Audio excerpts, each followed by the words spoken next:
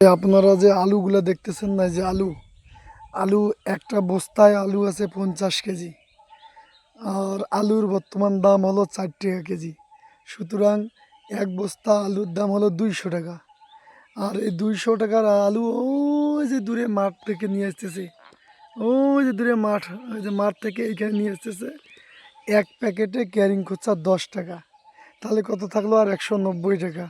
তাহলে প্যাকেটে থাকলে 190 টাকা। আবার এইখান থেকে কেয়ারিং হয়ে যাবে এই দিকে অনেক দূরে, প্রায় এইখান থেকে 2-3 কিলোমিটার দূরে। ওইখানে ভাড়া হবে 15 টাকা। তাহলে আর কত থাকবে? 190-র মধ্যে 15 বাদ দিলে থাকবে তোমার তাহলে 175 টাকা। 175 টাকার মধ্যে যে আলুটা নিয়েছে পাইকার, সেই পাইকারের প্যাকেটিং খরচা 10 টাকা বাদ দিবে। তাহলে আর কত থাকলো? প্যাকেটের প্রতি 10 টাকা বাদ দিয়ে দিবে। তাহলে আর কত থাকলো? 165 টাকা। 165 টাকা কৃষকের আন্ডারে থাকলো এক বস্তা আলুতে।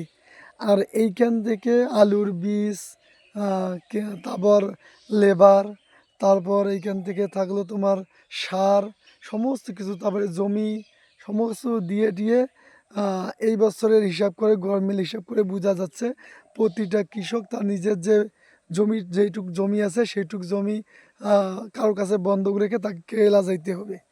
জমিটুক বন্ধক রেখে তাকে কেরালা যেতে হবে। এটাই হলো তার শেষ হিসাব, এই বর্তমান 2026 সালের বর্তমানকার হিসাব।